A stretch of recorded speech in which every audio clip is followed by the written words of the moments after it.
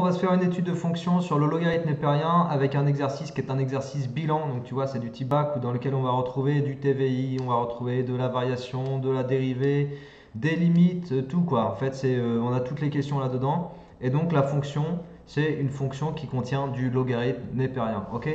Donc l'exercice s'appelle fonction auxiliaire parce que c'est un exo dans lequel on veut étudier cette fonction f que tu vas marquer ici, mais dans laquelle et pour laquelle on va avoir besoin d'étudier une fonction auxiliaire qui est la fonction g qu'on étudie en tout premier lieu. Alors première question, calculer g', étudier son signe. G', donc la fonction g, je la réécris, lnx plus x plus 1. La fonction g', ça te fait 1 sur x plus 1. Et donc du coup ça, je dois étudier son signe. Le signe de ça, alors on est sur quoi? On est sur 0 plus l'infini, ils te disent ça dans l'énoncé. Tu vois, c'est rappelé là même. On est sur 0 plus l'infini, donc que dire de 1 sur x? C'est strictement positif. Donc que dire de 1 sur x plus 1? C'est strictement positif. Donc du coup g' est strictement positive. Donc la fonction g est strictement croissante. Voilà. Première question, c'est fait. Deuxième question, calculer les limites de g en 0 et en plus l'infini. Donc les limites, tu vois, c'est pour faire après le tableau complet de g. Donc limite en 0 pour commencer. Alors g de x, je réécris la fonction, c'est lnx plus x plus 1. La limite de lnx en 0, c'est quoi? C'est moins l'infini. En 0 plus même, on pourrait mettre si tu veux. La limite de x plus 1 en 0, c'est 1, parce que 0 plus 1 égale 1. Et du coup, par somme, la limite de gx en 0, c'est moins l'infini. Allez, maintenant, on va se faire la limite en plus l'infini, ok?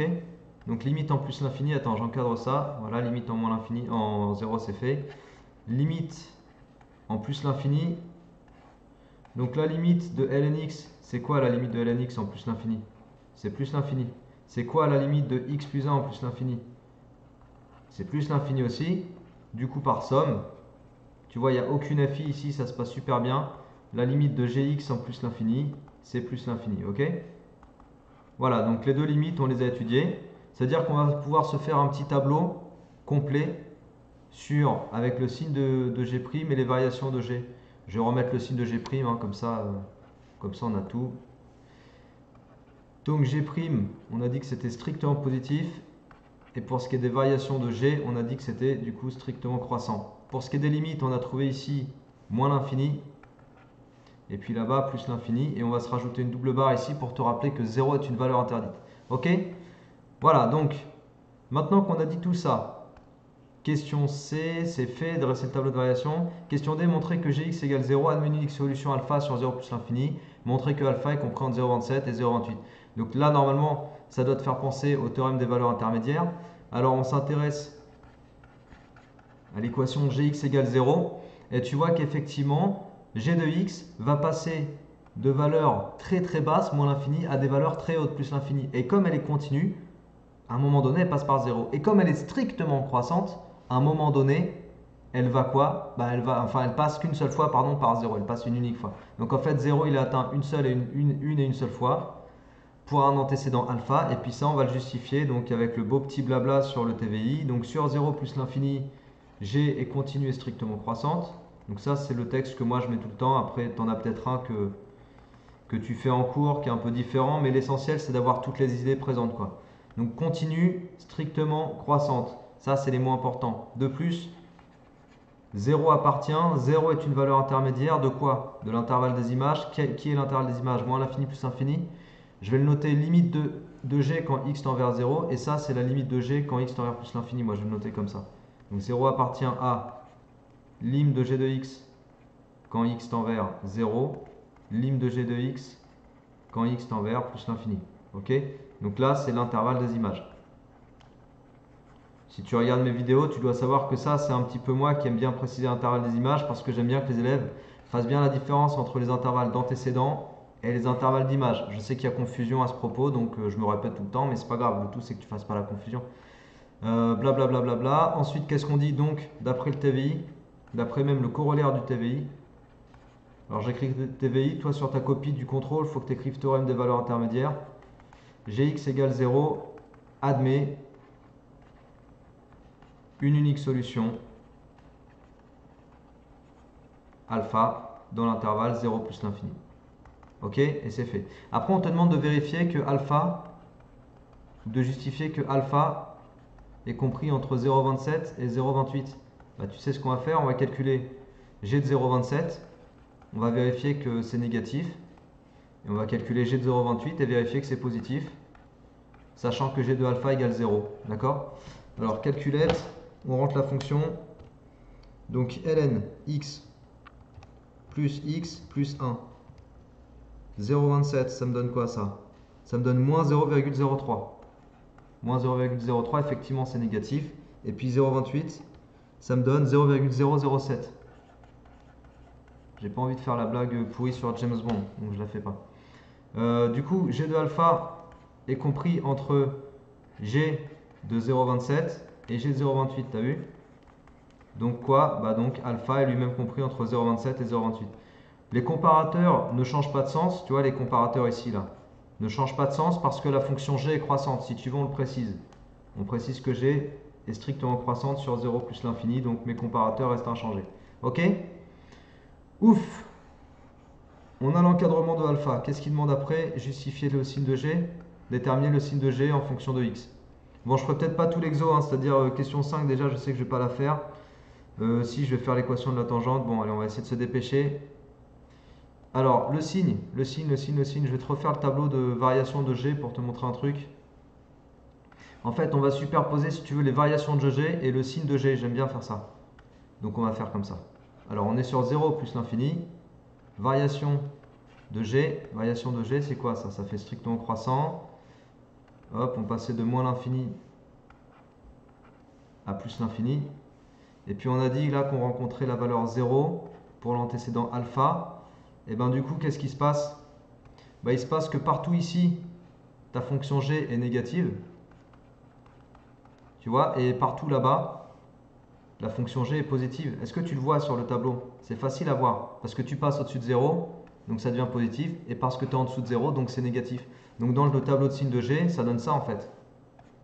Voilà, et ça s'annule en alpha. Tu vois, là j'ai alpha. Voilà, voilà comment on déduit le signe de g de x.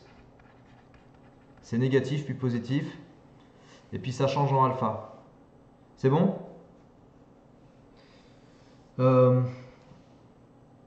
Bon voilà, signe de g, c'est fait, négatif, positif, ça change en alpha, terminé. Alors, le fait de connaître le signe de g de x, c'est parce qu'on va pouvoir maintenant étudier le signe de f', parce que notre fonction départ, je te dis, c'est f de x, et en fait, c'est elle qui m'intéresse particulièrement, mais il fallait que j'étudie d'abord cette fonction g qui va nous aider en fait. Mais avant toute chose, il me demande de calculer les limites de f en 0 et en plus l'infini. Alors, tac, donc ça on va prendre, on va mettre sur une nouvelle page, on va écrire la fonction f. J'arrête pas de changer de couleur. J'espère que tu aimes bien toutes les couleurs parce que là je suis en train de tester toutes les couleurs en fait. Voilà, ça c'est F. Je crois que c'est F. Ouais, c'est F. Ok, donc les limites. Ah oui, ils me disent d'admettre. On admet, donc admis, que la limite de x et ln x en 0. Ils te disent d'admettre que ça fait 0. C'est marqué là. Donc je vais faire la limite en 0 pour commencer. Alors le numérateur x ln x, on vient de le dire. Ça fait 0. Admis. Le dénominateur x plus 1. Ça te fait quoi? Ça te fait 1. Du coup, si tu fais le quotient, ça te fait 0 sur 1, donc 0. Voilà. Limite de f quand x tend vers 0 égale 0. C'est bon? Ensuite, en plus l'infini. Alors en plus l'infini, je pense que ça sent la fi.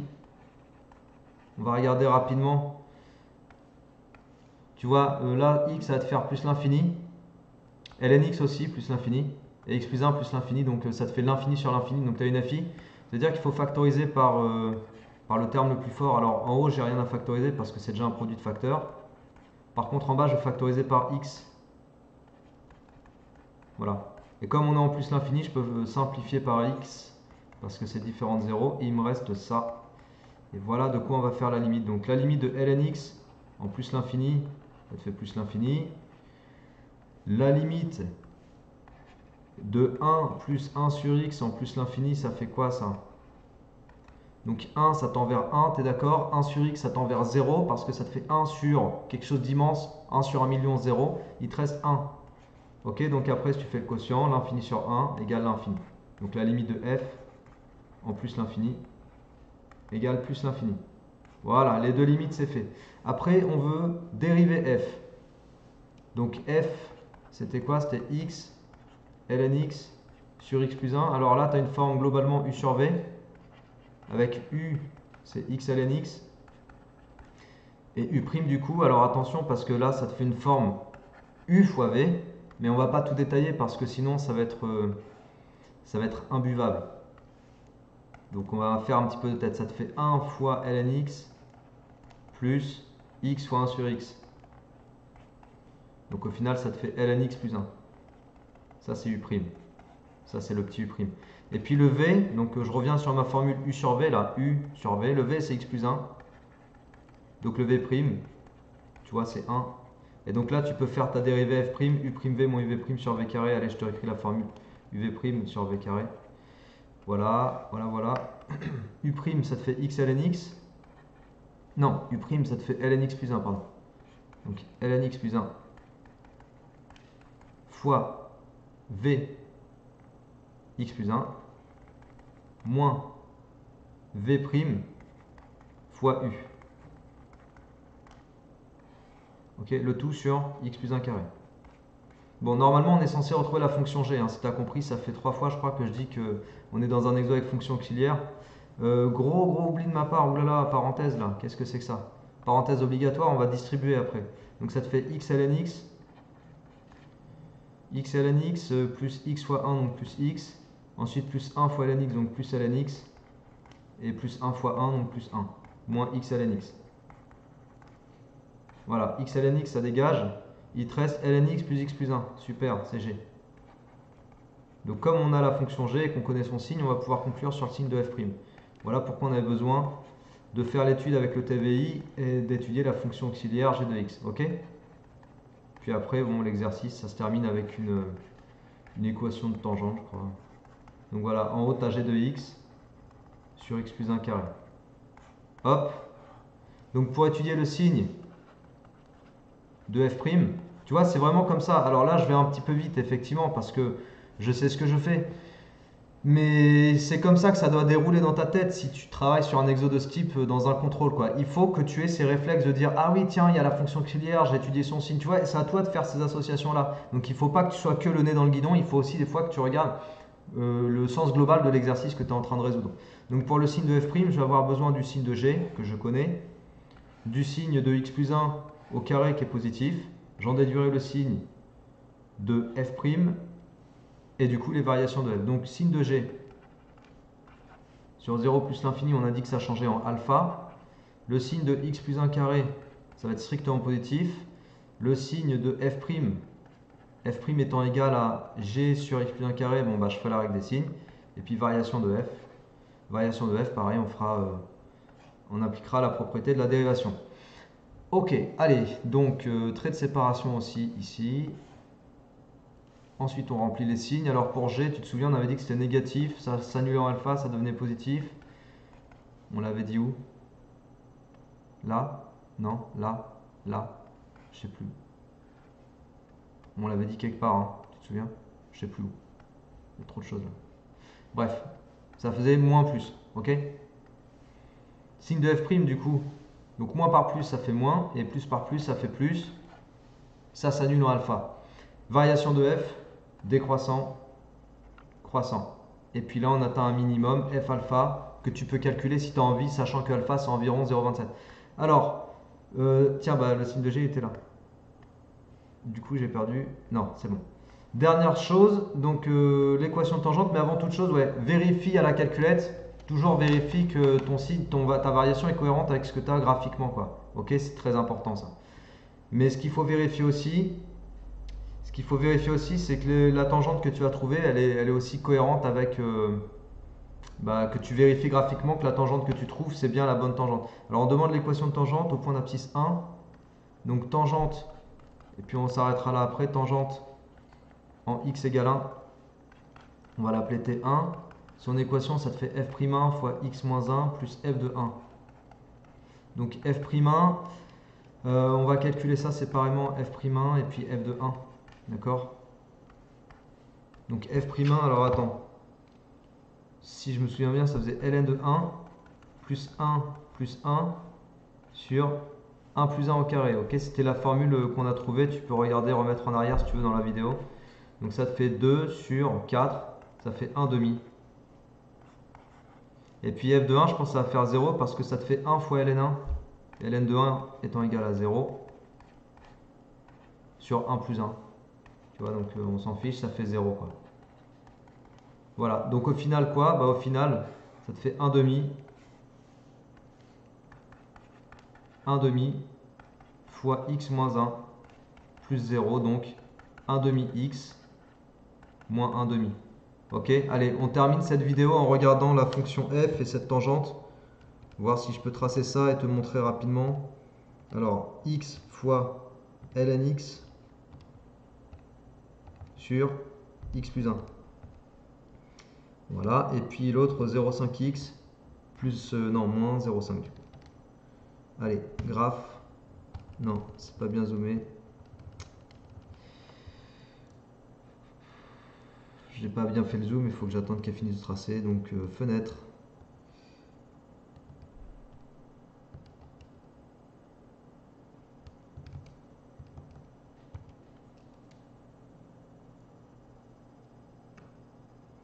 Ça trace, hein. Je vais zoomer.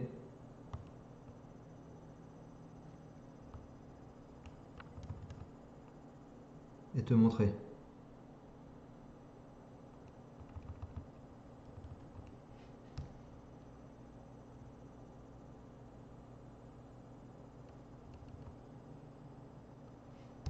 Bon. Ça fait un truc comme ça normalement. C'est bon, elle a tracé. Donc voilà, tu as vu la tangente apparaître. C'est une tangente traversante en plus. Mais en tout cas, c'est bon, c'est correct. On a bien quelque chose qui ressemble à une tangente. Donc on est serein dans notre résultat. Donc on peut l'encadrer et on peut se dire qu'on a les points. Ok? Voilà. Allez, c'est bon pour cette vidéo. Donc ça, c'était un exo bilan sur la fonction logarithme népérien avec tout ce qu'il faut dedans. TVI, limite, variation, dérivée, signe à dérivée, etc. Entraîne-toi sur ce genre d'exo, c'est ça qui va faire la différence dans le contrôle que tu vas avoir et dans ta fluidité face à ce type d'exercice. Ok? N'oublie pas de t'abonner à ma chaîne si mes vidéos te plaisent, comme ça tu les as toutes au fur et à mesure. Et puis voilà, d'ici là, à la prochaine. Travaille bien. Ciao!